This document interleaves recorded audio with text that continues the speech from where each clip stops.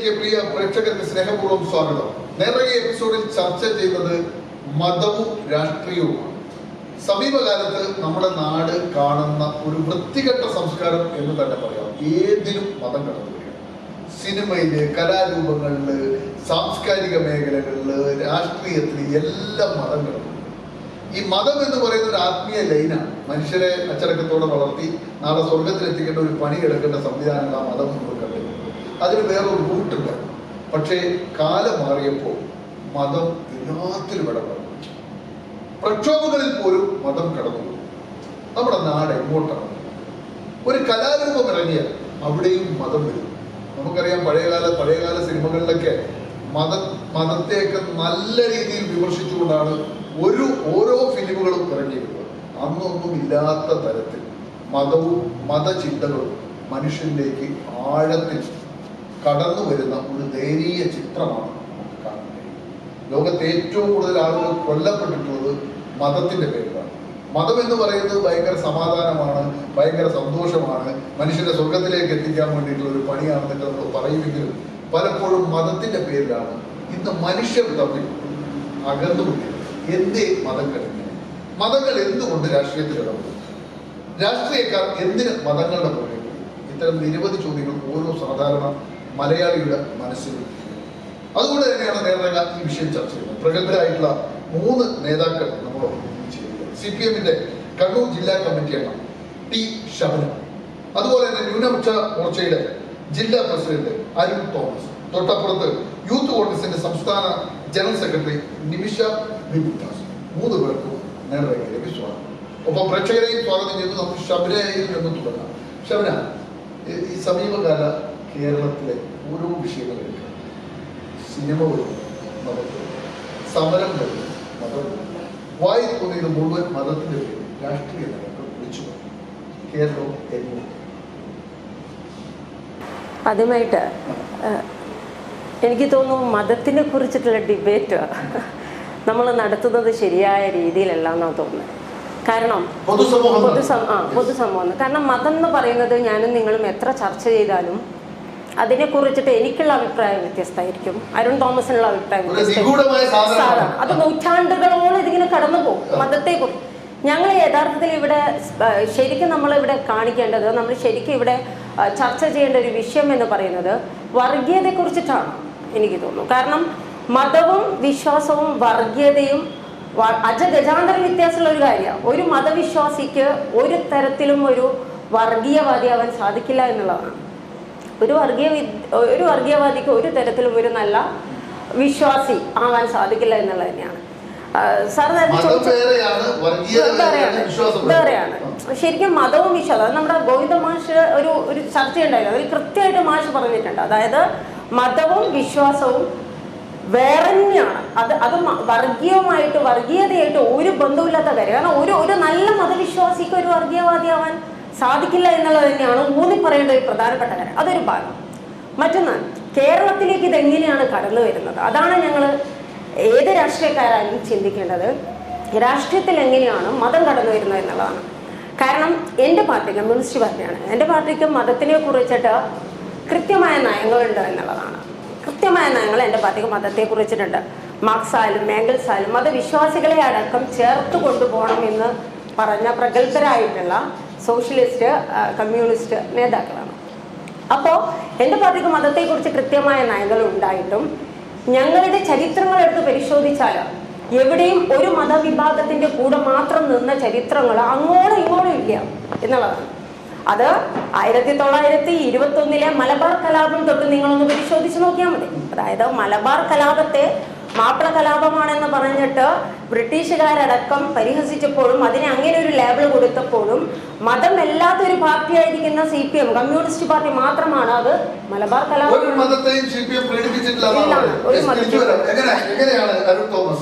ഈ മതങ്ങളുടെ ഈ രാഷ്ട്രീയത്തിലേക്കുള്ള ഇടപെടൽ അല്ലെങ്കിൽ രാഷ്ട്രീയം മതത്തിൽ എങ്ങനെ കരുതും എന്നാണ് നമ്മൾ പറയുന്നത്. അതായത് മാനവരാശിയെ ഏറ്റവും കൂടുതൽ വിഭജിച്ചിരിക്കുന്ന ഈ പറഞ്ഞ 2 സാധനങ്ങളാണ് മതവും രാഷ്ട്രീയവും. മനുഷ്യനെ ഡിവൈഡ് ചെയ്തിരിക്കുന്ന 2 ഘടകങ്ങളൊന്ന് മതവും ഒന്ന് രാഷ്ട്രീയമാണ്. കാരണം അതുകൊണ്ടാണ് നമ്മൾ 3 പേരെ 3ആയിട്ട് വിളിച്ചിട്ടുള്ളത്. സ്വാഭാവികമായിട്ടും മതവും അങ്ങനെ തന്നെയാണ്. നമ്മൾ ഹിന്ദു, ക്രിസ്ത്യൻ, മുസ്ലിം എന്ന് പറയുന്നത് ഇത് മതത്തിന്റെ പേരിലല്ല കേട്ടോ വിളിച്ചിരിക്കുന്നത്. അല്ല, കൃത്യമായിട്ട് രാഷ്ട്രീയ പാർട്ടിയുടെ നേതാക്കളെന്നല്ല. തീർച്ചയായിട്ടും അതുകൊണ്ടാണ് നമ്മൾ മൂന്നായിട്ട് ഇവിടെ ഇരിക്കുന്നത്. 3 രാഷ്ട്രീയ പ്രസ്ഥാനങ്ങളുടെ നേതാക്കളാണ്, മതത്തിന്റെ ആളുകളല്ല. പ്രതിനിധീകരിച്ചുകൊണ്ടാണല്ലോ, 3 രാഷ്ട്രീയ പാർട്ടികളെ പ്രതിനിധീകരിച്ചുകൊണ്ടാണ് ഞങ്ങൾ 3 ആൾ ഇവിടെ ഇരിക്കുന്നത്. അപ്പൊ സ്വാഭാവികമായിട്ടും ഈ 3 രാഷ്ട്രീയ പാർട്ടികൾക്ക് 3 തരത്തിലുള്ള ആൾക്കൂട്ടങ്ങളുണ്ട്. സ്വാഭാവികമായിട്ട് ഞാൻ പറഞ്ഞതേ ഉള്ളൂ. അപ്പൊ അല്ല, ഈ രാഷ്ട്രീയത്തിൽ എന്തിനാണ് ഈ മതം കടന്നു വരുന്നത്? അല്ലെങ്കിൽ മതം എന്തിന് ഈ രാഷ്ട്രീയത്തിൽ ഇടപെടുന്നു? ആ തിരിച്ചു മറിച്ച് എന്തിനാണ് ഇടപെടുന്നത്? മതം രാഷ്ട്രീയത്തിൽ ഇടപെടുന്നു, തിരിച്ച് രാഷ്ട്രീയക്കാർ മതത്തിൽ ഇടപെടുന്നു, ഒരു തരത്തിലും അഭികാമ്യമായിട്ടൊരു കാര്യമല്ല. ശരി, നമ്മൾ സ്വാഭാവികമായിട്ടും BJP സംബന്ധിച്ചിടത്തോളം BJPയുടെ ഭാഗം പറയാൻ വേണ്ടിയിട്ടാണ് ഞങ്ങൾ ഒരിക്കലും മതം രാഷ്ട്രീയമായിട്ട് കൂട്ടിക്കലർത്തിയിട്ടില്ല, ഇതുവരെ കൂട്ടിക്കലർത്തിയിട്ടില്ല. അത് നമ്മുടെ പാർട്ടിയുടെ നയം തന്നെ അങ്ങനെയാണ്. കാരണം ഭാരതീയ ജനതാ പാർട്ടിയെ സംബന്ധിച്ചിടത്തോളം ഞങ്ങൾ നമ്മുടെ മുദ്രാവാക്യം തന്നെ സബ്കാ സാത്ത് സബ്കാ വികാസ് ആണ്. ഹിന്ദു കെ സാത്ത് ഹിന്ദു കെ വികാസ് എന്നല്ല.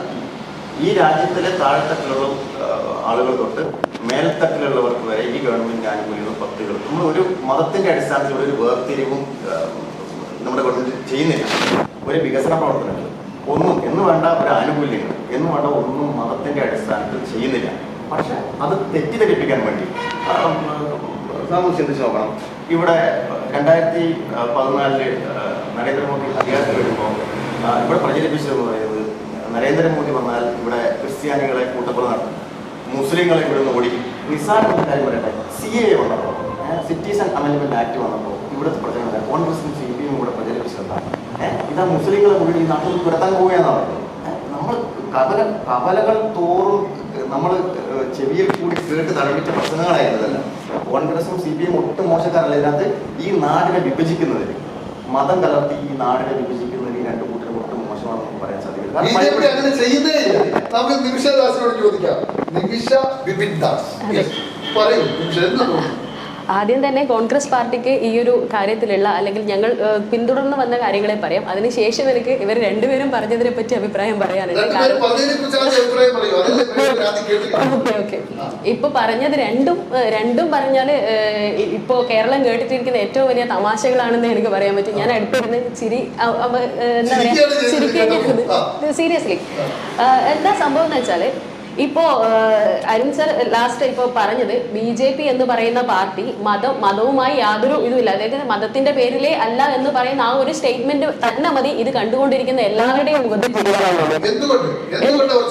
എന്തുകൊണ്ട് എന്നുള്ളത് പറഞ്ഞാൽ, ഇപ്പൊ CAA വിഷയം പറഞ്ഞു.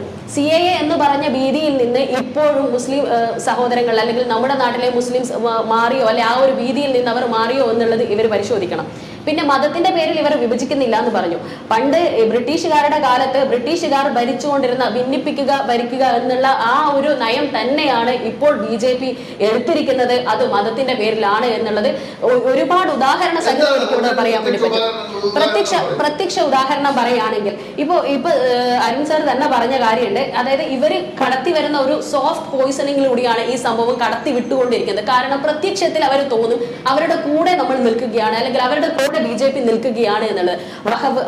വഖഫ് വിഷയം, അതുപോലെ തന്നെ മുത്തലാഖ് വിഷയം, ഇതുപോലെയുള്ള കാര്യങ്ങളൊക്കെ ഇവരുടെ അതായത് മുസ്ലിംസിന് വേണ്ടി നിലകൊള്ളുന്നു എന്നതിലൂടെ ആ ഒരു രീതിക്ക് നിന്നുകൊണ്ട് അവർക്കെതിരെ പെരുമാറുന്നതാണ്. ഇപ്പൊ ഫോർ എക്സാമ്പിൾ പറയാം, മുത്തലാഖ് വിഷയത്തിൽ മുത്തലാഖ് അമെൻഡ്മെന്റ് ബില്ല് നേരെ കേൾക്കുമ്പോൾ, പ്രത്യക്ഷത്തിൽ കേൾക്കുമ്പോൾ ഒരു മുസ്ലിം സ്ത്രീയെ ഒരു ഈസിയായി ആർക്കും, അല്ലെങ്കിൽ ഒരു മുസ്ലിം ഭർത്താവിന് മുത്തലാഖ് ചൊല്ലി തലാഖ് ചൊല്ലി പിന്നെ ബന്ധം വേർപെടാൻ പറ്റില്ല എന്നുള്ള ഉത്തമമായ അല്ലെങ്കിൽ ഏറ്റവും പരിശുദ്ധമായ ഒരർത്ഥത്തിൽ ഇതിനെ കാണാം. പക്ഷേ ഈ മുത്തലാഖ് ചൊല്ലുന്ന ഭർത്താവിനെ അവർ ക്രിമിനൽ കേസുകളിൽ പെടുത്തി ജയിലിൽ അടക്കാനുള്ള 3 വർഷം അല്ലെങ്കിൽ 6 വർഷം ജയിലിൽ അടക്കാനുള്ള ഒരു സംഭവം വരുന്നതിലൂടെ എന്തുകൊണ്ട് വിവാഹമോചിതരാകുന്ന മുസ്ലിംസിന് മാത്രം ഈ ഒരു ക്രിമിനൽ ചട്ടം അതിൽ കൊണ്ടുവന്നു? ഹിന്ദു മാരേജ് ആക്ട് പ്രകാരം ഏതെങ്കിലും വിവാഹമോചനം കഴിഞ്ഞ ഒരു ഹിന്ദു ഭർത്താവിനെ അല്ലെങ്കിൽ വിവാഹമോചനത്തിന് വേണ്ടി നോക്കുന്ന ഒരാൾക്ക് എല്ലാം മ്യൂച്വൽ ആവണമെന്നില്ല, എല്ലാ വിവാഹ ബന്ധങ്ങളും മ്യൂച്വൽ ഒരേ നീതി കിട്ടുന്ന സ്ഥിതിയില്ല. അതെ അവരെ മാത്രം ടാർഗറ്റ് ചെയ്യുന്നതായിട്ടുണ്ട്. അപ്പോ പ്രത്യക്ഷത്തിൽ നോക്കുമ്പോൾ മുസ്ലിംസിന്റെ കൂടെ എന്നുള്ളത് പോലെ തോന്നിപ്പിച്ചിട്ട് അതിനെതിരെ മുസ്ലിംസിനെ വിഭജിച്ചുകൊണ്ട് അവരെ 2ാം കിട പൗരന്മാരായി മാറ്റി നിർത്തിക്കൊണ്ടുള്ള ഒരു പ്രവർത്തനം അല്ലെങ്കിൽ ഒരു രീതിയാണ് BJP ഇവിടെ അവലംബിക്കുന്നത്. ഇപ്പോ നേരത്തെ ശബ്ന മേഡം പറഞ്ഞ ഒരു സംഭവം, ഒരു കാര്യമുണ്ട്. അതായത് മതത്തെ, അതായത് മാക്സും ഏംഗൽസും ഒക്കെ പറഞ്ഞ, അല്ലെങ്കിൽ ഈ മലബാർ കലാപത്തിന്റെ സമയത്ത് പോലും ഇവര് മാറി നിന്നു എന്നുള്ള രീതിയിൽ പറഞ്ഞു. എനിക്കത് കാണുമ്പോൾ സന്ദേശ സിനിമയിലെ ചില ഭാഗങ്ങളാണ് ഓർമ്മ വന്നത്, എന്റെ മനസ്സിൽ കൂടി കടന്നു വന്നത്. ഈ ഒരു സമയത്ത് പിന്നെ അതിലെ ശങ്കരാടി എന്ന് പറയുന്ന ആ ഒരു നടൻ അഭിനയിച്ച കഥാപാത്രത്തിന്റെ പേര് അറിയായിരുന്നു, ഇപ്പൊ പെട്ടെന്ന് എനിക്ക് ഓർമ്മ വരുന്നില്ല. ആ ഒരു കഥാപാത്രം പറഞ്ഞതുണ്ട്, നമുക്ക് അതായത് നമ്മള് ഒരു ദൈവവിശ്വാസത്തിലും നമ്മള് അത് അമ്പലത്തിൽ പോകാൻ പാടില്ല, അമ്പലത്തിൽ പോകുന്നവരെ പാർട്ടിയിൽ നിന്ന് പുറത്താക്കുന്നൊക്കെ. അപ്പൊ ശ്രീനിവാസൻ ചോദിക്കുന്ന ഒരു കാര്യമുണ്ട്, നിങ്ങൾ കഴിഞ്ഞ പ്രാവശ്യം തലയിൽ മുണ്ടിട്ടിട്ട് കുഞ്ഞിന്റെ ചോറ് കൊണ്ടിന് അമ്പലത്തിൽ പോയത് കണ്ടല്ലോ എന്നുള്ള രീതിയിൽ പറയുന്നത് കേട്ടു. അപ്പൊ അത് ആരും നമ്മൾ തമ്മിൽ അറിഞ്ഞാൽ മതി, വേറെ ആരും അറിയണ്ട എന്നുള്ള രീതിയിൽ. പക്ഷെ അതാണ് ഓർമ്മയിലേക്ക് വന്നത്. കാരണം ഏതൊരു ഇപ്പോ മാർക്സിസ്റ്റുകാരായാലും കേരളത്തിലെ മാർക്സിസ്റ്റ് എന്ന് പറയുമ്പോൾ കേരളത്തിലെ മാർക്സിസ്റ്റിന് മതം എന്ന് പറയുന്നത് സൈഡിൽ അവരെ പ്രത്യക്ഷത്തിൽ പറയുന്നില്ലെങ്കിലും അവർക്കിടയിൽ മതവിശ്വാസികളുണ്ട്. 41 ദിവസം വ്രതം എടുത്ത് മല ചവിട്ടുന്ന ആൾക്കാരുണ്ട്, അമ്പലത്തിൽ എല്ലാ പരിപാടിക്കും അമ്പലങ്ങളിൽ പോകുന്നവരുണ്ട്, അമ്പലങ്ങളിൽ വെച്ച് കല്യാണം കഴിക്കുന്നവരുണ്ട്, ഒക്കെയുണ്ട്. പക്ഷെ പ്രത്യക്ഷത്തിൽ പറയുമ്പോൾ ഞങ്ങൾ ഒരു മതത്തിനും അല്ലെങ്കിൽ ഞങ്ങൾ മതം അംഗീകരിക്കുന്നില്ല എന്നുള്ള രീതിയിൽ വിശ്വാസികൾക്ക് വിലക്കുണ്ടെന്നല്ല ഇവര് പറഞ്ഞത്. ഞങ്ങൾ വിലക്കുണ്ട് എന്നല്ല പറഞ്ഞത്, പക്ഷെ ഇവർ പറഞ്ഞത് അതായത് ഞങ്ങൾ മതത്തിന്റെ ഒരു മതത്തിന്റെയും കൂടെ നിൽക്കുന്നില്ല എന്ന് പറഞ്ഞതുകൊണ്ട്. പക്ഷെ എല്ലാ ഈ ഇലക്ഷന്റെ സമയത്തും ഓരോ മതഭേദന്മാരുടെ അടുത്ത് പോയിട്ട് എല്ലാ പാർട്ടിക്കാരും പോകുന്നുണ്ട്, അവരതിന് വേണ്ടിയിട്ടുള്ള പ്രീണനങ്ങൾ നടത്തുന്നുണ്ട്, ഒക്കെ ചെയ്യുന്നുണ്ട്. പക്ഷെ ഇതൊക്കെ ഉള്ള സമയത്തും പുറമേക്ക് പറയുന്നത് ഞങ്ങൾക്ക് ഒരു മതവും ഇല്ല എന്നുള്ള രീതിയിൽ പ്രചരിപ്പിക്കുന്നത് കാണുമ്പോഴുള്ള അതിന്റെ ഒരു കോൺട്രഡിക്ഷൻ കാണുമ്പോഴുള്ള ഒരു തീർച്ചയായും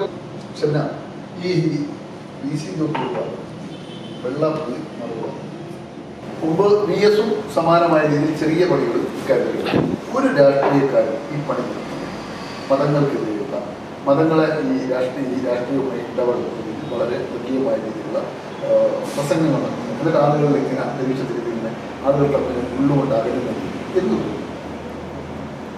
ഞാൻ തുടക്കത്തിൽ പറഞ്ഞല്ലോ, നിമിഷ മേഡം പറഞ്ഞൊരു കാര്യത്തെക്കുറിച്ച് പറയാം. ഞാൻ മലബാർ കലാപം എന്ന് അതിനെ പറഞ്ഞത് വെറും CPM-കാരെന്നേ പറഞ്ഞിട്ടുള്ളൂ. മാപ്പിള കലാപം എന്ന് ആക്ഷേപിച്ചപ്പോൾ അത് മലബാർ കലാപമാണ്, മാപ്പിള കലാപമല്ല. കാരണം ജന്മികൾക്കെതിരെയും കർഷകർ നടത്തിയ സമരമാണ്. അതാണ് ഞാനത് അവിടെ പറഞ്ഞത്. മറ്റൊന്ന്, ഇവിടെ CPM-ന് ഇവരിപ്പോൾ പറഞ്ഞു CPM മതവും ഇല്ല. അതെങ്ങനെയാണ് നിമിഷ മേഡം അങ്ങനെ മനസ്സിലാക്കിയെന്ന് എനിക്കറിയാം. ഞാൻ മതമുള്ളൊരു വ്യക്തിയാണ്, ഞാൻ വിശ്വാസിയാണ്, ഞാൻ നോമ്പ് നോക്കാറുണ്ട്, ഞാൻ നിസ്കരിക്കാറുണ്ട്. വിശ്വാസി ആയിരിക്കില്ല എന്ന് ഒരിക്കലും ആ ഒരു നയത്തിലേക്കല്ല പോകുന്നത്. അതായത് മതം ഉള്ളവനെയും മതമില്ലാത്തവനെയും കൂടെ കൊണ്ടുവന്ന സ്വീകരിക്കുന്ന പാർട്ടിയാണ് കമ്മ്യൂണിസ്റ്റ് പാർട്ടി. അതിലൊരു സംശയവും. കാരണം മതവും ഇല്ലാന്ന് ഇപ്പൊ എങ്ങനെയാ പറയാൻ പറ്റുക? ഇപ്പം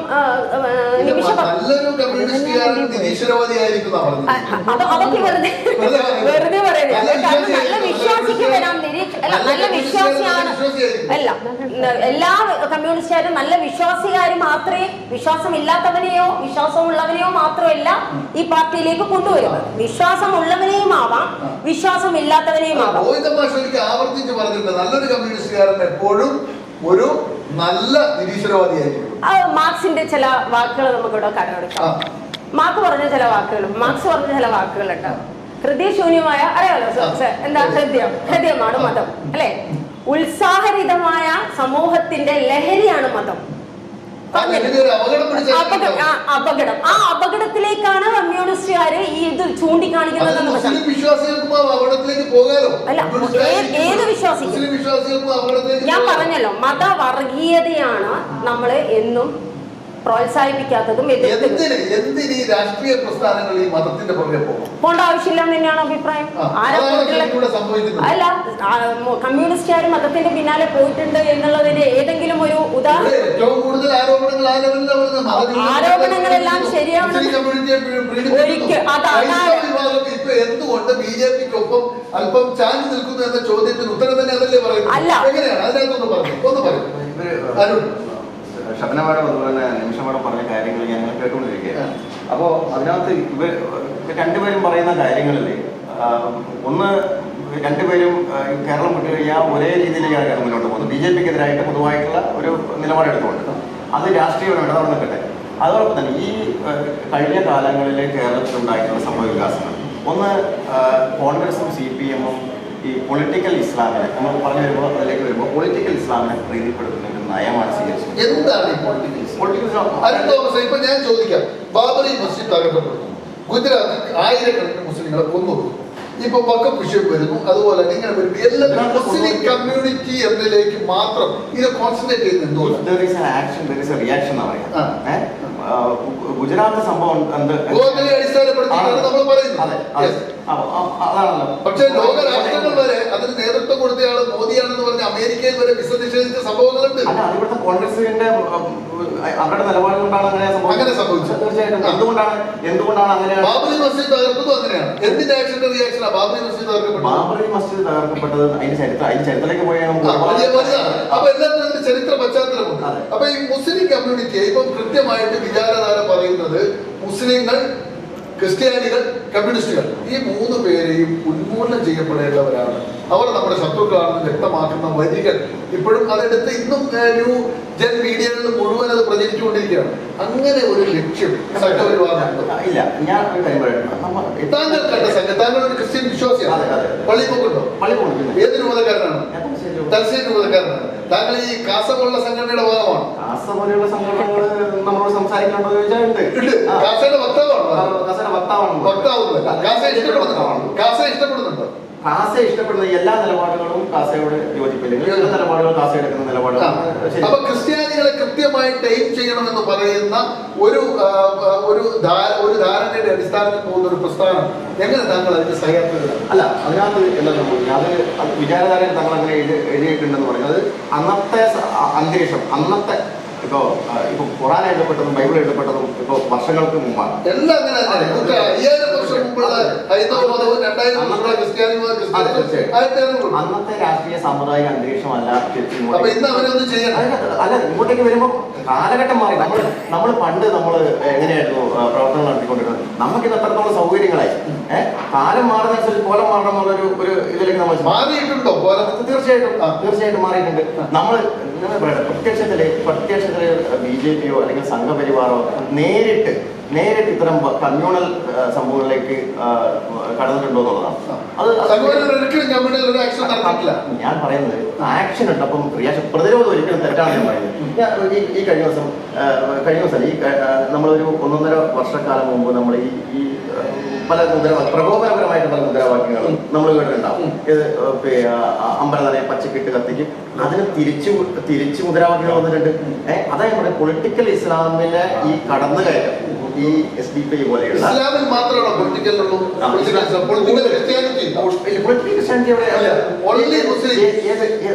ഞാൻ മുസ്ലിം കമ്മ്യൂണിറ്റിയിലല്ല ഞാൻ പറയുന്നത്.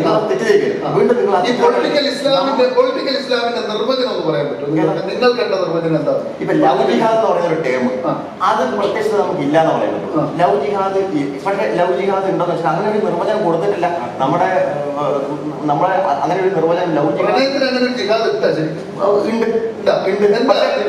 പക്ഷെ ശുദ്ധമായിട്ടുള്ള മറ്റ് ഇത്തരം മത്സരം ചേർത്ത് പ്രണയിക്കുന്നതുകൊണ്ട് നല്ല പവിത്രമായ പ്രണയത്തിന് അനുകൂലം തന്നെയാണ്. പ്രണയം അങ്ങനെ പ്രണയത്തെ അങ്ങനെ പവിത്രത ഇല്ലാത്ത പ്രണയം ശ്രദ്ധപ്പെട്ടിട്ടുണ്ടോ? ലവ് ജിഹാദ് പോലെയുള്ളത് എന്റെ ശ്രദ്ധയിൽപ്പെട്ടിട്ടില്ല. പ്രണയത്തിൽ എപ്പോഴാണ് രാഷ്ട്രീയം വരാൻ തുടങ്ങി? പ്രണയത്തിലെ രാഷ്ട്രീയമാണെങ്കിലും അല്ലെങ്കിൽ മതത്തിലെ രാഷ്ട്രീയമാണെങ്കിലും പ്രത്യക്ഷത്തിൽ ഇന്ത്യയിൽ വന്നു തുടങ്ങിയത് മോദി സർക്കാർ ആദ്യത്തെ 2014 മോദി സർക്കാർ വന്നതിന് ശേഷം തൊട്ടാണെന്ന് മാത്രമേ എനിക്ക് പറയാൻ പറ്റൂ. പ്രണയത്തിൽ എന്നല്ല, ഏതിലും മതം പ്രത്യക്ഷത്തിൽ കടന്നു വന്നത്. ഈ മോദി സർക്കാരിന്റെ കാര്യം പറയുകയാണെങ്കിൽ ഇപ്പോൾ സാറ് പറഞ്ഞു ഒരു കമ്മ്യൂണൽ റൈറ്റ് പോലും നടത്തിയിട്ടില്ല എന്ന് പറഞ്ഞ ഒരു സെന്റൻസ് ഉണ്ടായിരുന്നു. ഇപ്പൊ പറയട്ടെ, ഒരു സെക്കൻഡ്, ഒരു സെക്കൻഡ്. 1948 കോൺഗ്രസ് ഉള്ള കാലത്താണ്. കോൺഗ്രസ് ഇന്ത്യ ഭരിക്കുന്ന അല്ല, കാലത്ത് 1948 ഫൈസാബാദ് ഉപതെരഞ്ഞെടുപ്പ് ബാബാ ഗോവിന്ദദാസും വല്ലഭ് പന്തും എടുത്ത് പരിശോധിക്കും. ഇതൊക്കെ കോൺഗ്രസ് ഉള്ള സമയത്താണ് എന്ന് പറഞ്ഞു. ശരിയാണ്, കോൺഗ്രസ് ഭരിക്കുന്ന സമയത്താണ് ഇത് നടന്നത്. പക്ഷേ ഇത് നടത്തിയത് ആരാണ്? ഭരണം കിട്ടാൻ വേണ്ടി ഭരണപക്ഷത്തില്ലാത്ത BJP നടത്തിയതാണ്. ഇപ്പൊ പറഞ്ഞല്ലോ ഏതൊരു ഒന്ന് പറയട്ടെ തടയിടാൻ കഴിഞ്ഞത് കൊണ്ടാണ് ഇപ്പൊ കാണുന്ന രീതിയിലെങ്കിലും നിന്നത്. ഇപ്പൊ മണിപ്പൂരിൽ നിശബ്ദനായിരുന്നു എന്ന് സാറിന് പറയാൻ പറ്റുമോ? നിശബ്ദനായിരുന്നു എന്ന് സാറിന് പറയാൻ പറ്റും. ആക്ട് ചെയ്യുമായിരുന്നെങ്കിൽ കലാപ ആഹ്വാനവുമായി വരുന്ന ആൾക്കാർ, അതായത് തീപിടിച്ചതുപോലെ വരുന്ന ആൾക്കാരുടെ മുന്നിൽ എന്ത് ചെയ്യാനാണ്? അത് മാത്രമല്ല, ഞാനൊന്ന് പറയട്ടെ, ഒന്നും ചെയ്യാൻ പറ്റിയിട്ടില്ല എന്ന് സാറിന് പറയാൻ പറ്റുമോ? ഒന്നും ചെയ്യാതെയാണോ? അല്ലെങ്കിൽ ഞാനൊന്ന് പറയട്ടെ, ഇന്ത്യയുടെ ഭാരതത്തിന്റെ മനുഷ്യരെ വിഭജിക്കുന്നതിന്റെ തുടക്കം ബാബറി മസ്ജിദിന്റെ പതനമാണ്. ബാബറി മസ്ജിദിന്റെ പതനമാണെന്ന് പറഞ്ഞു. ബാബറി മസ്ജിദിന്റെ പതനം കൂടിയാണ്. പക്ഷേ അത് ഇതിലേക്ക് കടക്കുന്നതിന് മുമ്പ് ഈ പറഞ്ഞതിന്റെ ഒരു മറുപടി എനിക്ക് പറഞ്ഞില്ലെങ്കിൽ അതെനിക്ക് പിന്നെ പറയാൻ പറ്റാതെയായി പോകും. ഇപ്പൊ പറഞ്ഞു ഏതൊരു ആക്ഷനും മറ്റൊരു റിയാക്ഷൻ ഉണ്ട് എന്ന് പറഞ്ഞു. ഗുജറാത്ത് കലാപം അങ്ങനെയാണെന്ന് പറഞ്ഞു. ഗുജറാത്ത് കലാപത്തിന്റെ ബൈ പ്രൊഡക്റ്റ് ആണ്, അല്ലെങ്കിൽ അതിൽ നിന്നുണ്ടായ ഉത്പന്നമാണ് ഇന്നത്തെ ഇന്ത്യയുടെ ഭരണം തന്നെ, അല്ല എന്ന് പറയാൻ പറ്റുമോ? ഗുജറാത്തിൽ അതുവരെ ഉണ്ടായിരുന്നത് പോലെയാണ്. ഇപ്പൊ ഗോദ്ര കലാപം അതിന്റെ ഇതായിട്ട് മുന്നോടിയായിട്ട് അതിന്റെ ആക്ഷൻ ആയിട്ട് പറഞ്ഞു. സഞ്ജീവ് ഭട്ട് എന്ന് പറഞ്ഞ ഒരു IPS കാരനെ, ഇപ്പോഴും ജയിലിൽ കിടക്കുന്ന IPS കാരനെ ഈ BJP-കാർക്ക് ഓർമ്മയുണ്ടോ? എന്തുകൊണ്ടാണ് അദ്ദേഹം ഇപ്പോഴും ജയിലിൽ കിടക്കാനുള്ള കാരണം? ഗോദ്ര കലാപം ആസൂത്രിതമാണെന്നും അത് BJP സ്പോൺസർ ചെയ്തതാണ് എന്നും അതിൽ യാതൊരുവിധ എന്താ പറയുക ഗൂഢാലോചനകളോ അല്ലെങ്കിൽ മുസ്ലിംസോ അല്ലെങ്കിൽ അവിടെയുള്ള ആൾക്കാരോ വന്ന് ആക്രമിച്ചതല്ല എന്നോ പറഞ്ഞിട്ടുള്ള അദ്ദേഹത്തിന്റെ നിരീക്ഷണം സുപ്രീം കോടതിയിൽ പറഞ്ഞത് കൊണ്ടല്ലേ ഇന്നും അദ്ദേഹം ജയിലിൽ കടന്നുകൊണ്ടിരിക്കുന്നത്. ഇനി എന്തെങ്കിലും അദ്ദേഹം ജയിലിൽ നിന്ന് പുറത്തു വരുമെന്ന് പോലും നമുക്ക് പറയാൻ വേണ്ടി പറ്റുമോ? ശ്വേത ഭട്ട് അതുപോലെ അവരുടെ മകളും ഒക്കെ ഇപ്പോൾ അനുഭവിക്കുന്ന ദുരിതത്തിൽ നിന്ന് പുറത്തു വരാൻ പറ്റുമെന്ന് പറഞ്ഞു. അതിന്റെ അന്വേഷണ റിപ്പോർട്ടിൽ, കൃത്യമായിട്ടുള്ള അന്വേഷണ റിപ്പോർട്ടിൽ സുപ്രീം കോടതിയുടെ അമിക്കസ് കുറി വരെ പറഞ്ഞിട്ടുണ്ട് അത് പുറത്തു നിന്നുള്ള ആക്രമണമായിരുന്നില്ല എന്നുള്ളത്. പുറത്തുനിന്ന് ആക്രമണമായിരുന്നെങ്കിൽ എന്തുകൊണ്ട് ആ S2 എന്ന് പറയുന്ന ആ ഒരു ബോഗി, X6 എന്ന് പറയുന്ന ആ ഒരു ബോഗിക്ക് മാത്രം വന്നു? അല്ലെങ്കിൽ അതൊരു മണൽത്തിട്ടയുടെ അടുത്ത് നിന്നുള്ളതാണ് എന്നുള്ള രീതിയിൽ പറയപ്പെടുന്നു. ദുരൂഹതകൾ നിൽക്കുകയാണെങ്കിൽ കൂടെ ദുരൂഹതയാണ് എന്ന് തന്നെ വെക്കാം. ഓക്കെ, പക്ഷേ അവിടെ നിന്ന് ആ ഗുജറാത്ത് കലാപം കഴിഞ്ഞതിന് ശേഷം ഓരോ സ്ഥലത്ത് പോയിട്ടും മോദി തന്നെ നേരിട്ട് പോയിട്ട് സംസാരിച്ചതിൽ എന്തൊക്കെയായിരുന്നു? അതില് അവിടെയുള്ള കലാപം നടന്നത് അല്ലെങ്കിൽ ഹിന്ദുക്കൾക്ക് വേണ്ടിയിട്ട് നടന്നതുപോലെയുള്ള രീതിയിലല്ലേ പ്രചരിപ്പിച്ചത്? അതിനുശേഷമല്ലേ അവിടുത്തെ അധികാരത്തിൽ വന്നത്? ആ അധികാരമല്ലേ, ആ കടന്നുവരവല്ലേ ഇന്നത്തെ ഇന്ത്യയുടെ പ്രധാനമന്ത്രി പദം വരത്തിലേക്ക് എത്തിയത്? താങ്കൾ പറയുന്നു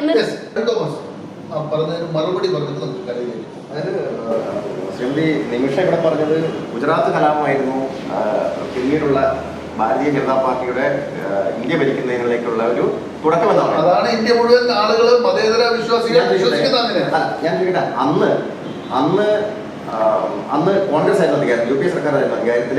ആരായിരുന്നു ഇതിൽ BJP അധികാരത്തിലേക്ക് വരാതിരിക്കാൻ വേണ്ടി തടയിടേണ്ടത് ആരായിരുന്നു? സ്വാഭാവികമായിട്ടും അന്വേഷണ റിപ്പോർട്ട് ജനങ്ങൾക്ക് മുമ്പാകെ സമർപ്പിച്ച് ജനങ്ങളെ സത്യം ബോധ്യപ്പെടുത്താനുള്ള ഉത്തരവാദിത്വം കോൺഗ്രസിൽ ഉണ്ടായിരുന്നു. കോൺഗ്രസ് ആ സമയത്ത് മൗനം പാലിക്കുകയാണ് ചെയ്തത്. നമ്മൾ സ്വാഭാവികമായിട്ടും BJP എന്ന അവിടുത്തെ അന്ന് മുഖ്യമന്ത്രിയായിരുന്ന നരേന്ദ്രമോദി, അദ്ദേഹത്തിനുള്ള ഉത്തരവാദിത്വം, ജനങ്ങളുള്ള ഉത്തരവാദിത്വം തീർക്കുന്നതിന് വേണ്ടി ഭാഗമായിട്ട് അദ്ദേഹം ജനങ്ങളെ കണ്ടിട്ടുണ്ടാവും, സമ്മതിച്ചിട്ടുണ്ടാവാം, കാര്യകാരണ സഹിതം ഇന്നതാണ് കാരണമെന്ന് ബോധ്യപ്പെടുത്തിയിട്ടുണ്ടാവും. അത് ജനങ്ങൾ ബോധ്യപ്പെട്ടു, ജനങ്ങൾ വിശ്വസിച്ചു. ജനങ്ങൾ വിശ്വസിച്ചതിന് ശേഷമാണ് അദ്ദേഹത്തെ അങ്ങനെ ഒരു നരാധമനായിട്ട് കോൺഗ്രസും CPM പ്രചരിപ്പിക്കുന്നത് പോലെ ഒരു നരാധമനായിട്ടുള്ള നരേന്ദ്രമോദി ആയിരുന്നെങ്കിൽ വീണ്ടും മൃഗീയ ഭൂരിപക്ഷത്തോടെ വീണ്ടും BJP അധികാരത്തിലേക്ക് വന്നു. വീണ്ടും ഇന്ന് ക്രിസ്ത്യൻ സമൂഹം മെല്ലെ BJPയുടെ അനുകൂലമായിട്ടുള്ള നിലപാടെടുക്കുന്നു. കോൺഗ്രസ് പറയുന്നതിനകത്ത് എന്തെങ്കിലും ഒരു വാസ്തവം ഉണ്ടായിരുന്നെങ്കിൽ, CPM പറയുന്നതിനകത്ത് എന്തെങ്കിലും ഒരു വാസ്തവം ഉണ്ടായിരുന്നെങ്കിൽ ഒരു കാരണവശാലും BJP 2014 അധികാരത്തിന് ശേഷം വന്നതിന് ശേഷം പിന്നെ മൂന്നാമത്തെ അധികാരത്തിൽ ഒരു വർഷം വരാൻ പാടില്ല. ഒരു ചോദ്യം, ഈ ക്രിസ്ത്യൻ സമുദായം BJPയോട് ഇങ്ങനെ അടുത്തെടുത്തു വരുന്നു, മുസ്ലിം സമുദായം അടുക്കുന്നുണ്ടോ? അതെ, ഞാൻ പറയുന്നത് മുസ്ലിം സമുദായത്തെ ഭയപ്പാടിന് മുൾമുനിൽ നിർത്തി കമ്മ്യൂണിസ്റ്റ് പാർട്ടിയും കോൺഗ്രസും ഈ പറഞ്ഞ എന്ത് പറഞ്ഞു CA വന്നപ്പോ എന്താ സാർ ഇവിടെ പ്രചരിപ്പിച്ചത്? CA വന്നപ്പോ ഇതാ മുസ്ലിങ്ങളെ ഇവിടുന്ന് തുരത്താൻ പോകുന്നവർ ഒരു CAയുടെ പേരിൽ ഇവിടുത്തെ പൗരത്വം നഷ്ടപ്പെട്ട ഒരു മുസ്ലിമിനെ നിങ്ങൾക്ക് കാണിച്ചു തരാൻ സാധിച്ചാൽ, ഒരു മുസ്ലിമിനെ നിങ്ങൾക്ക് നിങ്ങൾ പറയുന്ന പണി ഞാൻ എടുക്കാം. അതുപോലെ തന്നെ വഖഫ് വിഷയം ഇപ്പം പരിഹരിക്കപ്പെട്ടു. വഖഫ് എങ്ങനെയാണ് പരിഹരിക്കപ്പെട്ടത്?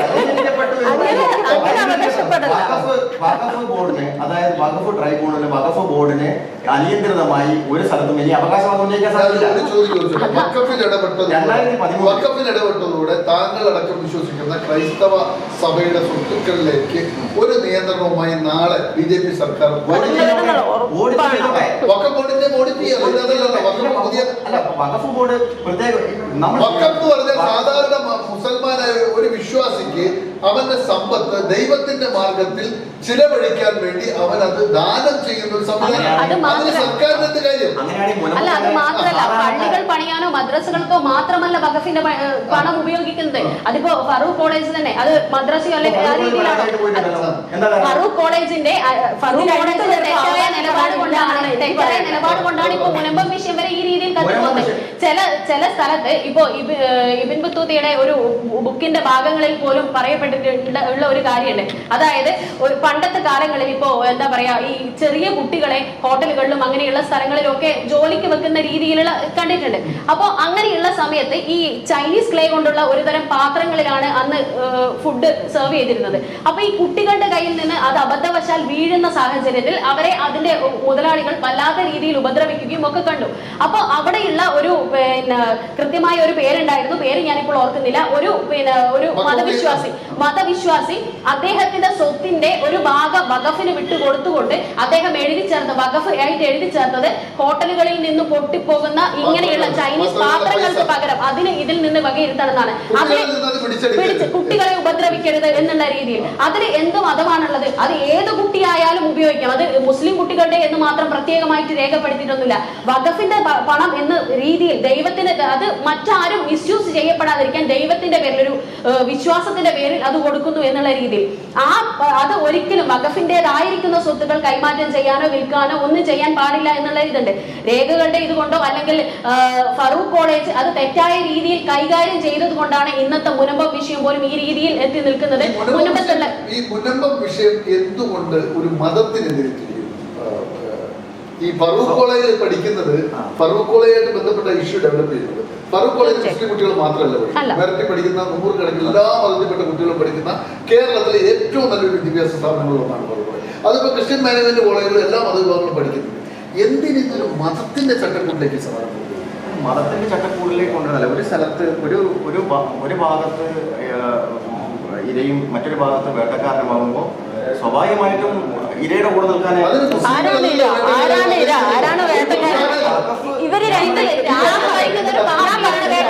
ഇവര് രണ്ടുപേരും പറയാതെ ശരിയല്ല എന്നുള്ളതാണ്. കാരണം ഈ കോൺഗ്രസിന്റെ മൃദു ഹിന്ദുത്വമാണ് ഇന്ന് BJP RSS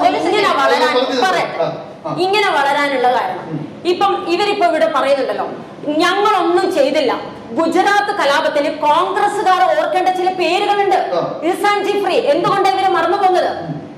അതിലൊരു സഖ്യ ജിഫ്രി, ഇർസാൻ ജിഫ്രിയുടെ ഭാര്യയാണ് സഖ്യ ജിഫ്രി. ഇവർ മറന്നുപോയി. ഇവരെന്താ ചെയ്തത്? ആ സഖ്യ ജിഫ്രിയുടെ പുസ്തകത്തിൽ സഖ്യ ജിഫ്രി വളരെ കൃത്യമായിട്ട് പറഞ്ഞിട്ടുണ്ട്. 60 പേര് തൊട്ടടുത്തുള്ള ആളുകളടക്കം ഗുജറാത്ത് കലാപത്തിൽ എന്റെ വീട്ടിലേക്ക് സുരക്ഷിതത്തിന് വേണ്ടിയിട്ട് കയറി വന്നപ്പോ 60 പേരെയും ഈ ഇർസാൻ ജിഫ്രിയെയും പെട്രോൾ ഒഴിച്ച് കത്തിക്കുമ്പോ വിളിച്ചത് കോൺഗ്രസിന്റെ ഹൈക്കമാൻഡിനെയാണ്. അവിടുത്തെ ഗുജറാത്തിലുള്ള ഇവരുടെ, അതായത് ഒരുമിച്ചിരുന്ന് സോണിയാഗാന്ധിയോടൊപ്പം ഒരുമിച്ചുണ്ട ബജരംഗ് ദളിന്റെ MP-മാരൊക്കെ ഇരുന്ന ആ ഒരു ഇതിന്റെ ഭാഗമായിട്ടാണ് ഇർസാൻ ജിഫ്രി വിളിക്കുന്നത്. അവരൊരു അക്ഷരം വേണ്ടിയില്ല. സ്വന്തം മകളെ കൺമുന്നിലിട്ടിട്ട് ബലാത്സംഗം ചെയ്ത് കാണേണ്ടി വന്ന ഒരു അമ്മയാണ് സഖ്യ ജിഫ്രി. അവിടെ എന്തുകൊണ്ടാണ് സഖ്യ ജിഫ്രി രക്ഷപ്പെട്ടത്? അലമാരയുടെ പിറകുവശം ആയിപ്പോയത് കൊണ്ട് മാത്രം. എന്തിവര് ചെയ്തു? ഇർസാൻ ജിഫ്രിയുടെ ഈ പറയുന്ന ഗുജറാത്ത് കലാപത്തിന്റെ ഇർസാൻ ജിഫ്രി മരിച്ച ആ ഒരു അനുസ്മരണം ഇവർ ഓർത്തോ? കോൺഗ്രസ്സുകാർ ഓർത്തോ? ഒരേ ഒരാളേ ഉള്ളൂ കേരളത്തില്, സഖാവ് പിണറായി വിജയൻ. അദ്ദേഹത്തിന്റെ ഫേസ്ബുക്ക് പോസ്റ്റില് ഇർസാൻ ജിഫ്രിയെ കുറിച്ച് അനുസ്മരണം നടത്തി. സഖ്യ ജിഫ്രിയുടെ അനുസ്മരണം അദ്ദേഹത്തിന്റെ ഫേസ്ബുക്ക് പോസ്റ്റിൽ നടത്തി. എന്നിട്ട് ഇവര് രണ്ടുപേരും പറയാം, ഞങ്ങൾ രണ്ടുപേരും നല്ല ആളുകളാണ്, ഞങ്ങൾക്ക് ഒരു പങ്കുമില്ല ഇന്ത്യ BJP കൊണ്ടുപോയതിനും. ഇന്ത്യ ഈ തരത്തിൽ കൃത്യമായിട്ട് ഇന്ത്യയിലെ ജനങ്ങൾക്കറിയാം. ഇന്ത്യയെ നശിപ്പിച്ചത് അത് 1906 മുതൽ മുസ്ലിം ലീഗ് അപ്പോഴാണല്ലോ യഥാർത്ഥത്തിൽ വരുന്നത്. പിന്നീട് ഇങ്ങോട്ട് 35-36 കാലഘട്ടങ്ങളിലാണല്ലോ. ഇതൊക്കെ എടുത്ത് പരിശോധിച്ചാൽ ഈ കോൺഗ്രസിന്റെയും BJP-യുടെയും RSS-ന്റെയും എടുത്ത് പരിശോധിക്കുക. നിങ്ങൾ മണിപ്പൂരിൽ കത്തുന്നത് ആരാ മിണ്ടാതിരിക്കുന്നത്?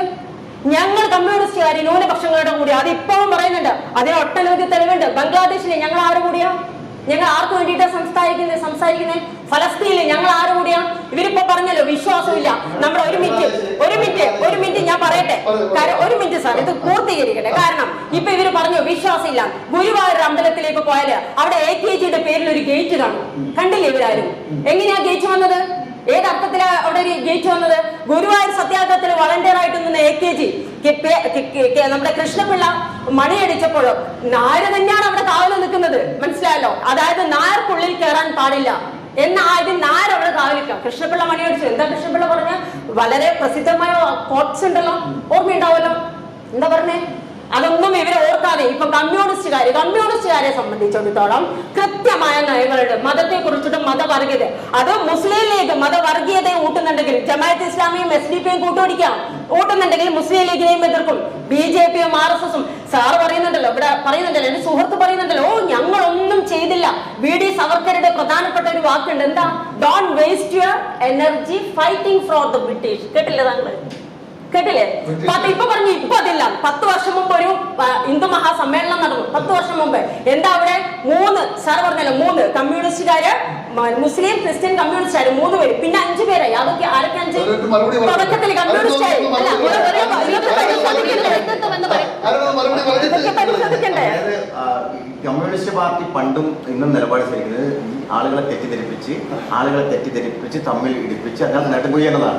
തലശ്ശേരി കലാപം ഉണ്ടായ സമയത്ത് തലശ്ശേരി പിണറായി കുമാരൻ അദ്ദേഹത്തിന്റെ, അതായത് ഒരു മുസ്ലിം മതപണ്ഡിതൻ ഒരു അദ്ദേഹത്തിന്റെ പേര് എനിക്ക് ഓർമ്മയില്ല, അദ്ദേഹത്തിന്റെ പ്രസംഗം കേട്ടോ. കമ്മ്യൂണിസ്റ്റ് പാർട്ടി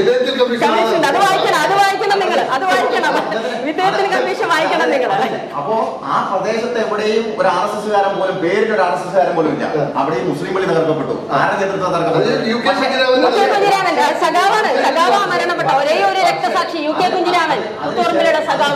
അതിനുശേഷം ഇത്തരത്തിലുള്ള വലിയ രീതിയിലുള്ള കുപ്രചരണങ്ങളും നുണകളും പറത്തി വിട്ടുണ്ടാകും. ശബന പറയുന്നതുപോലെ കമ്മ്യൂണിസ്റ്റ് പാർട്ടി ഇത്രത്തോളം മൂല്യമുള്ള ഒരു പാർട്ടി ആയിരുന്നെങ്കിൽ എങ്ങനെ കേരളത്തിൽ മാത്രം എത്തി നിൽക്കുന്നു? ഇപ്പോ അത് ഇന്ത്യ മുഴുവൻ പടരേണ്ടതല്ലേ? വിപ്ലവം കത്തിപ്പടരേണ്ടതല്ലേ?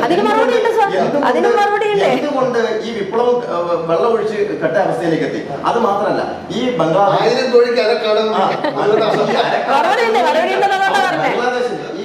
കഴിഞ്ഞ ദിവസം ഈ വഖഫ് ബില്ലിനെതിരായിട്ടുള്ള ഇതിന് കലാപം നടന്നുകൊണ്ടിരിക്കുക. അവിടെ കേന്ദ്ര സേന ഇറങ്ങി സ്ഥിതിഗതികൾ ശാന്തമായി കൊടുക്കുക. അപ്പോൾ അവിടെ കഴിഞ്ഞ ദിവസം CPM-ന്റെ സംസ്ഥാന സെക്രട്ടറി ഒരു വീട്ടിൽ പോയിരിക്കുകയാണ്. അവിടെ 2 CPM-ന്റെ 2 മുതിർന്ന പ്രവർത്തകരെ അവിടെ ഈ കലാപകാരികൾ കൊന്നുകളഞ്ഞു. അപ്പൊ ഇതിനകത്ത് ത്രിപുരയിൽ അപ്പൊ ഇതിനകത്ത് അതായത് ടാർഗറ്റ് ചെയ്യുന്നതെന്ന് വെച്ചിട്ടുണ്ടെങ്കിൽ ഒരു വിഭാഗത്തിന് അവിടെയാണ് ടാർഗറ്റ് ചെയ്യുന്നത്. അവിടെ മുസ്ലിം വിഭാഗം, കൃത്യമായിട്ട് മുസ്ലിം വിഭാഗം എന്ന് വെച്ചാൽ എല്ലാ മുസ്ലിങ്ങളെയും ഒരിക്കലും പറയുന്നില്ല. അതിനകത്ത് തീവ്ര ചിന്താഗതിയുള്ളവരുണ്ട്. ഞാൻ പറയുന്നത് BJP-യിൽ എത്രത്തോളം മുസ്ലിം സമുദായം, മുസ്ലിം നല്ല BJP-യിൽ ഇവിടെ നമ്മുടെ 850 കോടി ജനങ്ങളിൽ 200 കോടി മുസ്ലിങ്ങളാണ്. 200 കോടി മുസ്ലിങ്ങളായിട്ട് ഒരു മന്ത്രി കുടം പാലിന് വിഷം കലങ്ങണ, ഒരു കുടം പാല് വിഷമയമാണ്, ഒരു തുള്ളി വിഷം മതി. അപ്പൊ ഒരു മന്ത്രി അങ്ങനെയാണ്. 200 കോടി മുസ്ലിങ്ങളുള്ള ഇന്ത്യയിൽ ഭാരതത്തിന്റെ ഭരണചക്രം തിരിക്കുന്ന കേന്ദ്രം 800 കോടി മുസ്ലിങ്ങളുള്ള 800 മൊത്തം നമ്മൾ 800 ലോകത്തെ 850 കോടി ജനങ്ങളാണ്. ഇവിടെ ഇപ്പൊ നമുക്കുള്ളത് 150 കോടി. അതിനകത്ത് 20-23% മുസ്ലിങ്ങൾ. അത്രയും ശതമാനം മുസ്ലിങ്ങൾ ഉണ്ടായിട്ട് കേന്ദ്രത്തിൽ ഒരു കേന്ദ്രമന്ത്രി ഉണ്ടോ മുസ്ലിങ്ങൾക്ക്?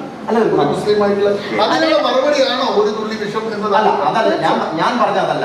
ഞാൻ പറഞ്ഞ ഈ പൊളിറ്റിക്കൽ ഇസ്ലാമിന്റെ കടന്നുകയറ്റം, അതുപോലെ തന്നെ പൊളിറ്റിക്കൽ ഇസ്ലാം മാത്രം പറയല്ല, പൊളിറ്റിക്കൽ ഇസ്ലാം തന്നെയാണ് നിങ്ങളുടെ ഏറ്റവും വലിയ പ്രശ്നം.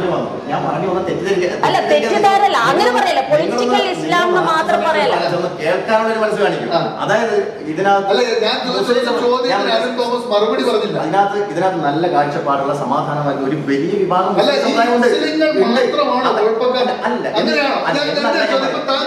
താങ്കൾ വന്നതിന് ശേഷം മൊത്തം പറഞ്ഞ ഒരേ ഒരു ഡയലോഗ് പൊളിറ്റിക്കൽ ഇസ്ലാം.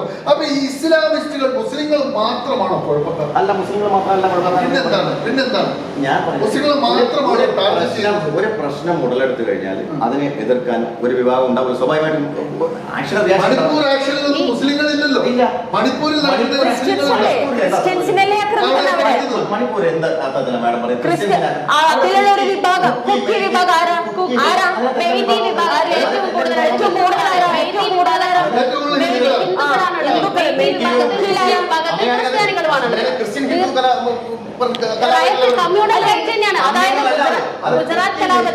ഗുജറാത്ത് കലാപത്തിലൂടെ എങ്ങനെ ഗുജറാത്ത് പിടിച്ചെടുത്തോ അതേപോലെ തന്നെയാണ് ഈ മണിപ്പൂരും അല്ലെങ്കിൽ നോർത്ത് ഈസ്റ്റ് പാർട്ടും പിടിച്ചെടുക്കാൻ വേണ്ടി കരുതി കൂട്ടി അല്ലെങ്കിൽ കോൺസ്പിറസി നടത്തിക്കൊണ്ട് ഉണ്ടാക്കി വെച്ചിട്ടുള്ള ഒരു കലാപമാണ് മണിപ്പൂർ കലാപം. അല്ലെങ്കിൽ ഒരു സംവരണത്തിന്റെ വിഷയത്തിൽ മാത്രം വരേണ്ട ഒരു സാധനം ഇത്രയും വലിയ രീതിയിലേക്ക് പള്ളികൾ പൊളിക്കുന്നു. അതിന്റെ വീഡിയോസ് കണ്ടാൽ തന്നെ എത്ര കാലം ഇവർ പിടിച്ചു വെച്ച് വീഡിയോസ് പുറത്തു വരാതിരിക്കാൻ? വീഡിയോസ് കണ്ടാൽ തന്നെ ഒരു മനുഷ്യനാണെങ്കിൽ അല്ലെങ്കിൽ മൃഗത്തിന്റെ പോലും കരളലിഞ്ഞു പോകുന്ന തരത്തിലുള്ള വീഡിയോസ് അല്ലേ? സ്ത്രീകളെയൊക്കെ നഗ്നരാക്കി അടിച്ചു ഉപദ്രവിച്ച് റോഡിലൂടെ നടത്തിപ്പിക്കുക. അങ്ങനെയുള്ള ഒരു കമ്മ്യൂണൽ റൈറ്റിലേക്ക് തിരഞ്ഞു പിടിച്ചുകൊണ്ട് ക്രിസ്ത്യൻസിനെയും പള്ളികളെയും ഉപദ്രവിക്കുന്ന രീതിയിലേക്ക് ഇത് മാറിയത് ഈ രീതിയിൽ അത് സ്പോൺസേർഡ് ആണ്. അത് BJPയുടെ സ്പോൺസേർഡ് ആണ്. ആ നോർത്ത് ഈസ്റ്റ് പാർട്ടിൽ കൃത്യമായി പിടിക്കാൻ അപ്പൊ ഭരിക്കുന്നത് BJP ആണ് എന്ന് പറയാം. പക്ഷെ നോർത്ത് ഈസ്റ്റിന്റെ ചരിത്രം എടുത്തു നോക്കിയാൽ മനസ്സിലാകും കേന്ദ്രം ആര് ഭരിക്കുന്നു അങ്ങോട്ടേക്ക് കൂടുതൽ ചായാനുള്ള ഒരു ടെൻഡൻസി ഉള്ള സ്ഥലമാണ് നോർത്ത് ഈസ്റ്റ്. അങ്ങനെ ഇപ്രാവശ്യം ഭരണം കിട്ടിയെങ്കിൽ കൂടി ഇനി കേന്ദ്രത്തിൽ മാറ്റം വരുമ്പോൾ തിരിച്ചു മാറ്റം വരാവുന്ന ഏരിയകൾ മാത്രമാണ് ഈ മണിപ്പൂർ ഉൾപ്പെടുന്ന നോർത്ത് ഈസ്റ്റ് സ്റ്റേറ്റുകൾ. അപ്പൊ കൃത്യമായി അവിടെ ഒരു BJPയുടെ അജണ്ട കടത്തി വിടണമെങ്കിൽ അവിടെയുള്ള ഹിന്ദുക്കളെ കൂടുതലായി പ്രീണിപ്പിക്കണമെങ്കിൽ നിങ്ങളുടെ ശത്രുക്കളാണ് അപ്പുറത്ത് നിൽക്കുന്ന മതം എന്നുള്ള രീതിയിൽ തന്നെ പ്രചരിപ്പിക്കുകയും അതിനുവേണ്ടിയുള്ള പ്രവർത്തനങ്ങൾ നടത്തുകയും വേണം. ഇത് വിഷം കലർത്തലല്ല. ഇതല്ല വിഷം കലർത്തൽ. ഞാനൊന്ന് പറയട്ടെ, എന്റെ അവസരമാണ്. ഞാനൊന്ന് പറയട്ടെ. ഇപ്പൊ പറഞ്ഞു മൃദുഹിന്ദുത്വം, കോൺഗ്രസിന്റെ മൃദുഹിന്ദുത്വമാണ് ഈ പ്രശ്നങ്ങൾക്ക് കാരണം എന്ന് ശ്രീമതി ഷബ്ന പറഞ്ഞു. പക്ഷേ കോൺഗ്രസിന്റെ പരിച്ഛേദം നോക്കിയാൽ ഏത് ഒരാൾക്കും, അതായത് ഇന്ത്യയെ പോലെ തന്നെ നാനാത്വത്തിൽ ഏകത്വം എന്ന് പറയുന്ന ആ ഒരു ഫീലിലാണ് പാർട്ടിയിലുള്ളത്. ഏത് മതത്തിലും ഏത് വർഗത്തിലും ഏത് പട്ടികജാതിയായാലും എങ്ങനെയുള്ള ഇപ്പോ ന്യൂനപക്ഷമായാലും എങ്ങനെയുള്ള ആൾക്കാർക്കും വളരെ വ്യക്തമായി ഞങ്ങളൊരു കേഡർ സിസ്റ്റം അല്ല. ഒരാൾ പറയുന്നതനുസരിച്ച് മാത്രം മറ്റുള്ളവർ പ്രവർത്തിക്കുന്ന രീതിയല്ല. ഞങ്ങൾക്ക് വ്യക്തി സ്വാതന്ത്ര്യമുണ്ട്. ഏതൊരാൾക്കും വരാം. ഇപ്പൊ മതത്തിന്റെ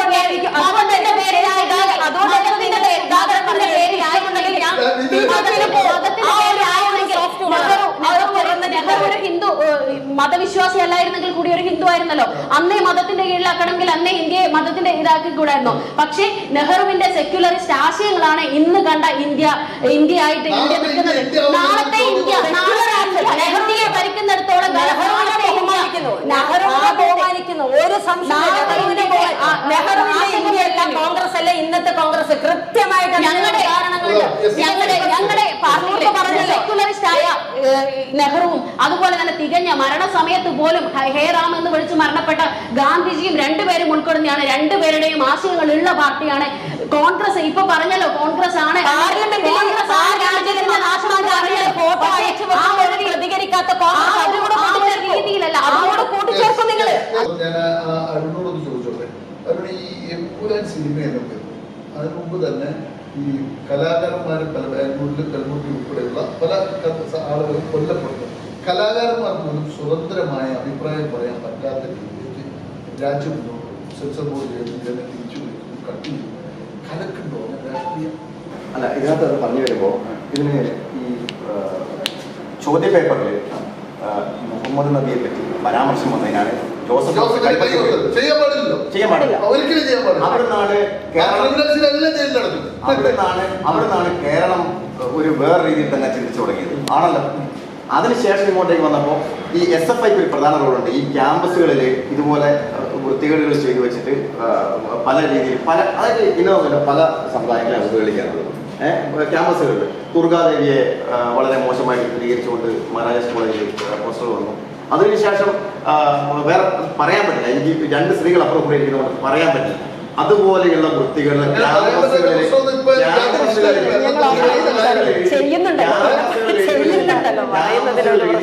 എഴുതി പ്രദർശിപ്പിച്ച് വെച്ചിരിക്കുക.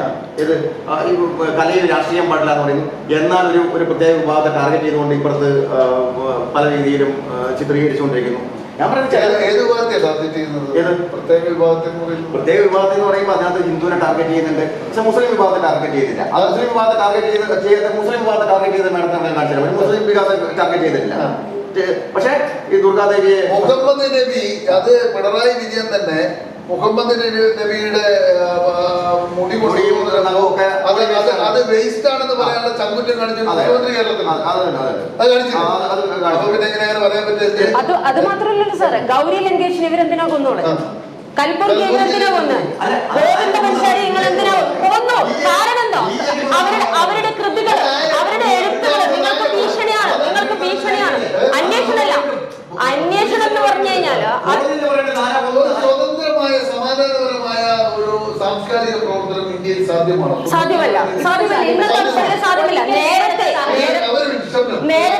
നേരത്തെ ഉള്ള നമ്മുടെ ഈ പറയുന്ന കമ്മ്യൂണിസ്റ്റ് പാർട്ടിയും നവോത്ഥാന നായകന്മാരും പ്രസ്ഥാനമൊക്കെയാണ് ഈ കലയെ പ്രോത്സാഹിപ്പിച്ചത്. നിങ്ങൾക്കറിയാലോ, ഒരു കാലഘട്ടത്തിൽ മുസ്ലിം സ്ത്രീകളെ ഏറ്റവും കൂടുതൽ, മുസ്ലിം സ്ത്രീ ആയതുകൊണ്ടാണ് ഞാനത് ആധികാരികമായിട്ട് പറയുന്നത്, മുസ്ലിം സ്ത്രീകള് അവകാശം ഉണ്ടായിരുന്നില്ല. തന്റെ കല്യാണം കഴിക്കുന്ന ചെറുപ്പക്കാരൻ ആരാണെന്ന് പോലും അറിയാനുള്ള അവകാശം ഉണ്ടായിരുന്നില്ല. അവള് കല്യാണം കഴിച്ച അവളുടെ ഭർത്താവിന് എത്ര ഭാര്യമാരുണ്ട് എന്ന് പോലും അറിയാൻ ഉണ്ടായിരുന്നില്ല. ഇതെല്ലാം എങ്ങനെ മാറ്റി? ഇതെല്ലാം എങ്ങനെയാണ്?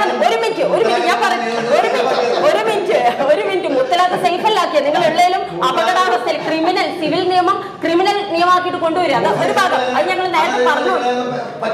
നേരത്തെ അത് പറഞ്ഞത് ഈ പറയുന്ന നാടകങ്ങൾ ഒരു കാലഘട്ടത്തിലെ ഈ പറയുന്ന രാജ്യത്തിന്റെ എല്ലാ അരാജകത്വത്തെയും തുറന്നു കാണിച്ചത് കമ്മ്യൂണിസ്റ്റും നവോത്ഥാന നായകന്മാരായിട്ടുള്ള ഒരുപാട് നാടകങ്ങളാണ്. നിലമ്പൂർ ആയിഷയെ എത്രമാത്രം ഉപദ്രവിച്ചു. ഇപ്പൊ ഈ ഇടയായിട്ടും നമ്മൾ പേരെടുത്ത് പറഞ്ഞതുകൊണ്ട് ചർച്ച ചെയ്ത ഒരു കാര്യമാണല്ലോ.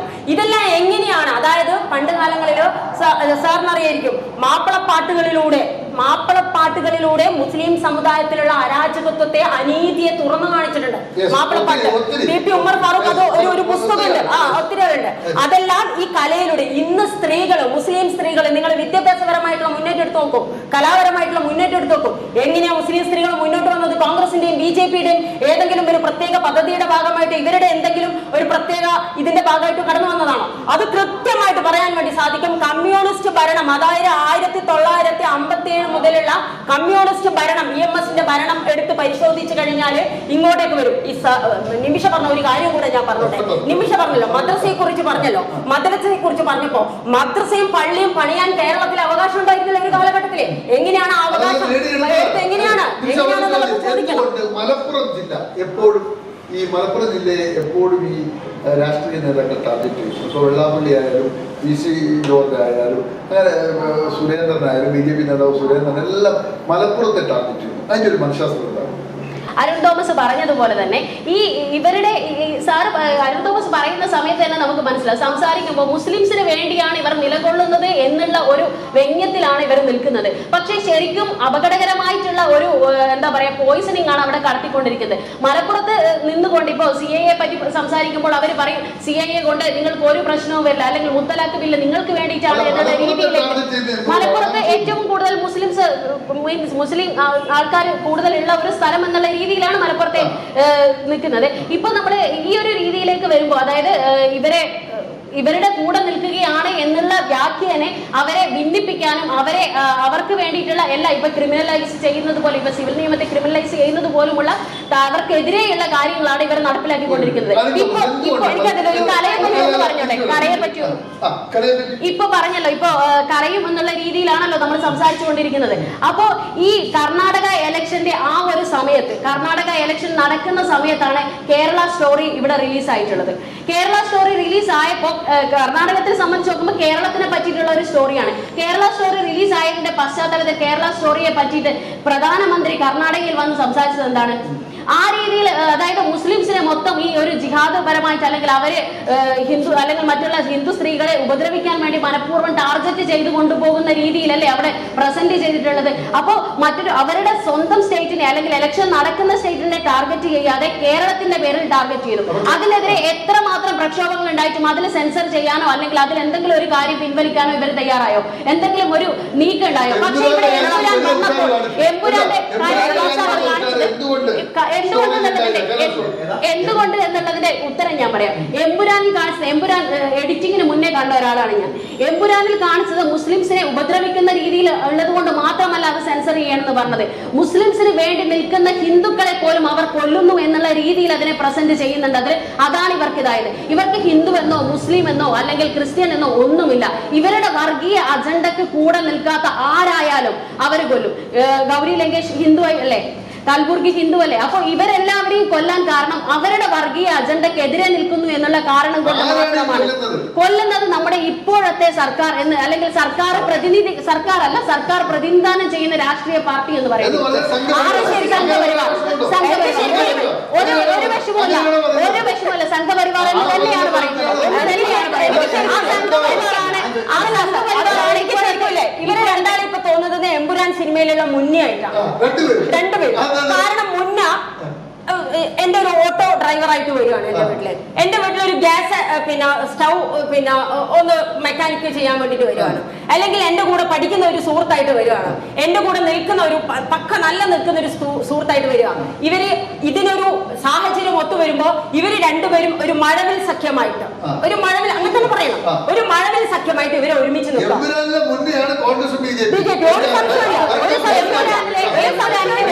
പറഞ്ഞല്ലോ എമ്പുരാന്റെ മുന്നേ മേഡം സാഹചര്യം കിട്ടിയാലല്ല മൊത്തം കത്തുമ്പോ മാത്രമേ വരിക്കുള്ളൂ. അതെങ്ങനെ ഇന്ത്യ നോക്കി, അതെങ്ങനെ നിങ്ങൾക്ക് ഇന്ത്യ നോക്കിയിട്ട് പറയാൻ പറ്റില്ല? അതെങ്ങനെ ഇന്ത്യ നോക്കിയിട്ട് നിങ്ങൾക്ക് പറയാൻ പറ്റില്ല?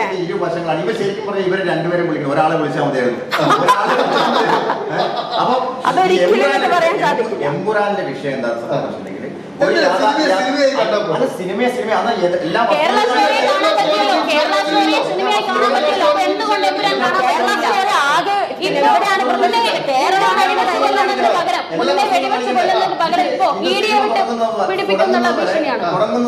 തുടങ്ങുമ്പോ തന്നെ മുസ്ലിം സമുദായത്തെ അതിക്രൂരമായിട്ട് അടിച്ചും കുത്തിയും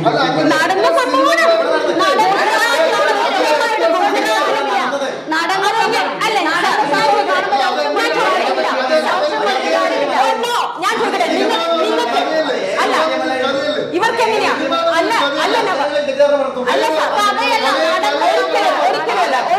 നിങ്ങൾക്ക് എങ്ങനെയാ കൗസർ ബാനുവിനെ നിങ്ങൾ എങ്ങനെയാ കൗസർ ബാനുവിനെ നിങ്ങൾ മറക്കുന്നത്?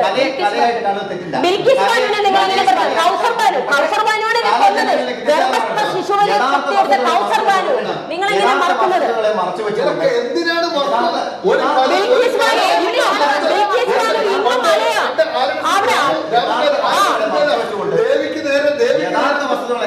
ദേവിക്ക് നേരെ നിങ്ങൾ യഥാർത്ഥ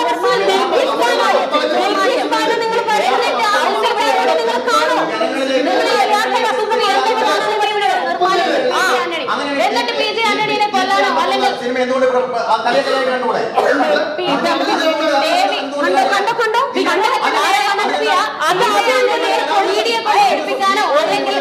ഒരിക്കലുമില്ല.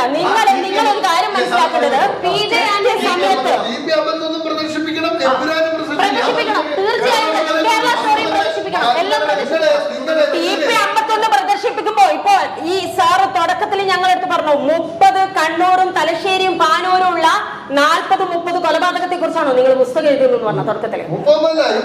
ഇല്ല, നിങ്ങൾ എഴുതുന്ന പുസ്തകം 144 രക്തസാക്ഷികൾ. നിങ്ങൾക്ക് എങ്ങനെയുണ്ടായ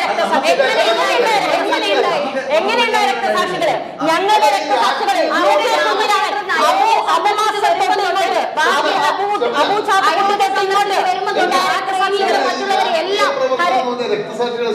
അല്ല, എന്തുകൊണ്ടാണ് രക്തസാക്ഷികളാവുന്നത്? അതായത് സാമ്രാജ്യത്വ വിരുദ്ധ പോരാട്ടം തൊട്ടിട്ട് 1940-ലുള്ള സാമ്രാജ്യത്വ വിരുദ്ധ പോരാട്ടം അബൂ ചാത്തുക്കുട്ടി എവിടെയുള്ള കാരണം അല്ല ഇവരിപ്പോ പറഞ്ഞത് TP വധക്കേസ് മാത്രം സിനിമയാക്കണമെന്ന് ഇവര് പറഞ്ഞത് കൊണ്ട് ഞാൻ പറഞ്ഞതാ. അത് കമ്മ്യൂണിസ്റ്റ് അല്ല, BJP SDPIക്കാർ കൊന്ന ഒരു ചെറുപ്പക്കാരൻ അഭിമന്യു എന്ന് പറഞ്ഞിട്ട് വട്ടവടയിലുള്ള ആ ചെറുപ്പക്കാരന്റെ പേരിൽ കോടികൾ വെച്ച് അതവിടെ നിൽക്കട്ടെ. ആ കൊന്ന വോട്ടും വാങ്ങിയിട്ടാണ് ഇവിടെ കമ്മ്യൂണിസ്റ്റ് പാർട്ടി ജയിച്ചുകൊണ്ടിരുന്നത് അല്ലെ? SC പാർട്ടിയുടെ തലമുറ തയ്യാറായിട്ടില്ല.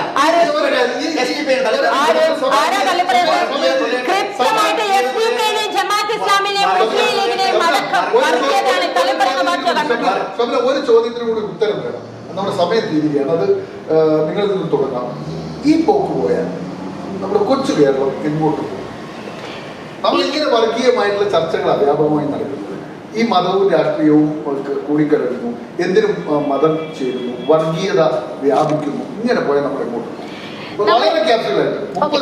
നമ്മൾ പൊതുവേ പറയുമ്പോൾ കേരളം ഇതിൽ നിന്നെല്ലാം പുറത്താണ്, ഈ വർഗീയതയിൽ നിന്നെല്ലാം പുറത്താണ്, 100% ലിറ്ററസി എന്നൊക്കെ പറഞ്ഞ് പുറത്താണ് എന്ന് ധരിച്ചിരുന്ന ഒരു കാര്യമുണ്ടായിരുന്നു. പക്ഷെ ഇപ്പോ അടുത്തടുത്ത് വരുന്ന സമയത്ത് കേരളത്തിൽ കൂടി ഈ ഒരു വർഗീയത പിടിമുറുക്കാൻ തുടങ്ങുന്നുണ്ടോ എന്നുള്ള സംശയവും പേടിയും എനിക്ക് ഭയം കൂടുതലായിരുന്നു. കേരളത്തിൽ ആരാണ് ഈ വർഗീയവാദികളെ പ്രോത്സാഹിപ്പിച്ചുകൊണ്ടിരുന്നത്? BJP ആണ്. എങ്ങോട്ട് പോകും? എങ്ങനെ പോകും? കേരളത്തിന്റെ അവസ്ഥ ഇനി മുന്നോട്ട് പോകുന്നതോറും വളരെ ഒരിക്കലുമില്ല. ഞാൻ ഇവര് പറയുന്നതിനോട് യോജിക്കുന്നില്ല. 2016 ശേഷം മുഖ്യമന്ത്രി സഖാവ് പിണറായി വിജയന്റെ നേതൃത്വത്തിലുള്ള സർക്കാരിനെ പരിശോധിച്ചാലോ 2016 ശേഷം ഒരൊറ്റ വർഗീയ കലാപം കേരളത്തിൽ ചൂണ്ടിക്കാണിക്കാം. വർഗീയ കലാപങ്ങൾ